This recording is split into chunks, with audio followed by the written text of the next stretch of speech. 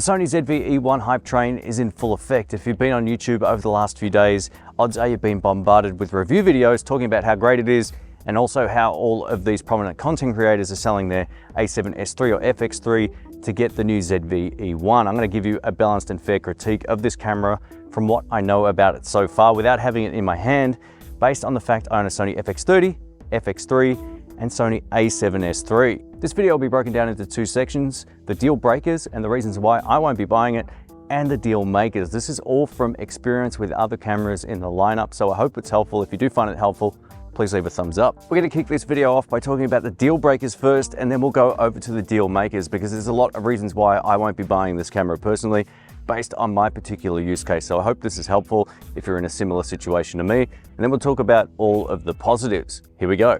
The first deal breaker for me is overall ergonomics and the grip. The grip is way too small. This was the primary reason I sold my Sony a7C and moved up to a Sony a7S III. Just because something is smaller doesn't always make it better.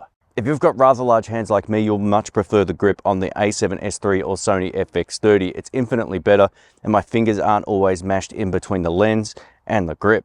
The second biggest deal breaker for me personally is the potential for the ZV-E1 to overheat. Overheating shouldn't even be a conversation in 2023. If the heatsink's not adequate, the camera shouldn't be released. Everyone will shoot in different types of weather and shooting conditions, so this might not be a deal breaker for you, but for someone who shoots outside on a bright sunny day, I don't want my camera overheating. Let's talk about the whole firmware upgrade process to unlock 4K at 120 frames per second.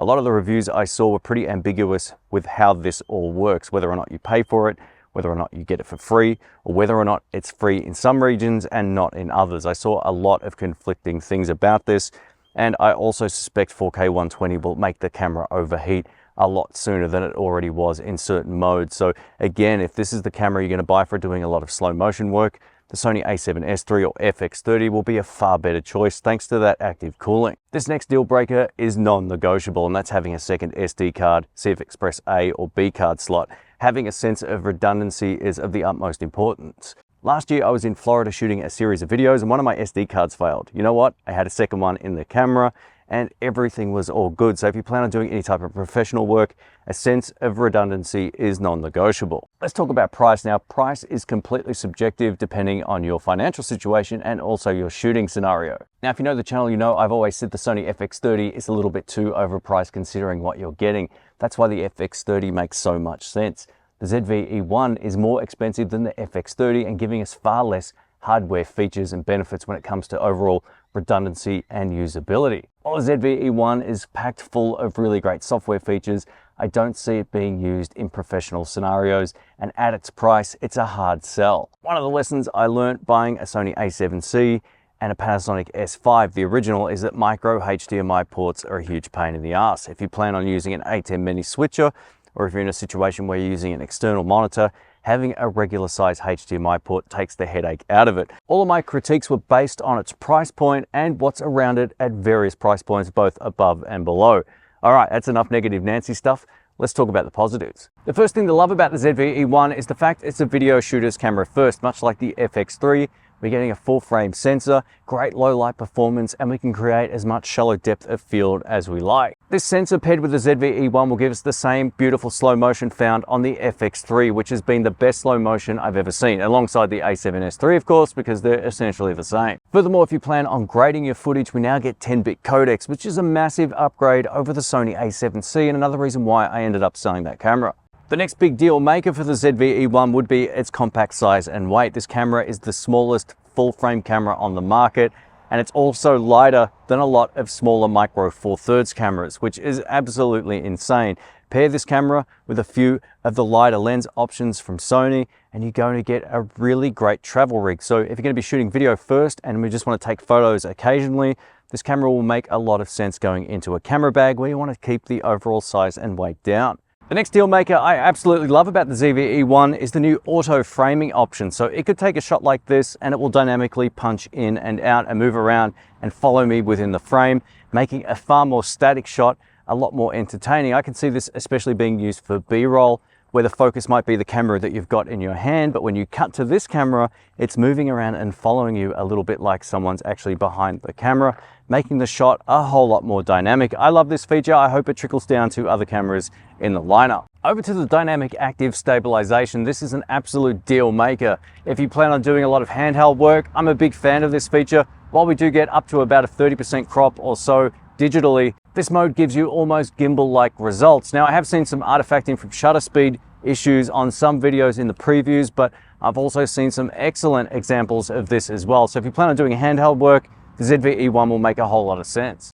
Like most modern Sony cameras, you can run all of your footage through Sony Catalyst Browse, but just know, if you plan on shooting in 10-bit, running it through the free version of Sony Catalyst Browse will downsample all of that back to 8-bit. So you need the paid version of Sony Catalyst Browse to get the 10-bit files rendered in those 10-bit codecs. So just keep that in mind. It's another thing to add on top of the firmware upgrades and then also the cost of the camera itself. The next major deal maker would have to be Sony's autofocus system paired with that AI tracking. It looks like it works beautifully. So if you want the best in autofocus, the new cameras are going to give you far more than some of the older ones. This is where the ZV-E1 will make more sense than going for a Sony a7S III, which can let you down in certain situations. And that's not to say the new autofocus system will be perfect, but it should be a step up, especially if you're tracking animals, thanks to that new animal IAF. All right, let's wrap this video up. Just to let you know, I shot everything using this 55mm f1.8 Zeiss lens on the a7S III. The a7S III feels so great in the hand. This grip is fantastic. The reason I want to put this video together is it's easy to get sucked into the hype without really thinking too much about what a certain product or camera will add to your workflow. It all comes down to, do the positives far outweigh the negatives? And in my case, for the kind of stuff that I do, sure, the ZV-E1 has some new features over this old a7S III, but it's not a better camera for my particular use. And this isn't to say that I'm butthurt a new camera comes out, because new cameras come out all of the time, and sometimes I'll buy them and other times I won't. And in this case, for my particular workflow, the ZV-E1 is a step back when it comes to the hardware limitations. The internals of the camera are fantastic, and for that alone, it's worth buying if it ticks a lot of boxes for you. If you're just getting started with the Sony ecosystem though, I would say the FX30 is a much better camera.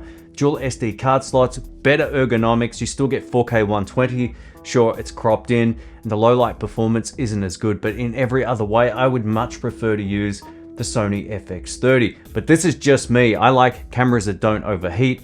I don't want to have to pay for a firmware upgrade, potentially. I'm not exactly sure if that's the case or not due to all of the reviews, but odds are some of this information will be updated online very soon and we'll get more clarity on some of these issues. But overall, it's a great camera. If it ticks your boxes, definitely go for it. But for me, I'll be passing it up. Thanks for watching. Catch you soon. See ya.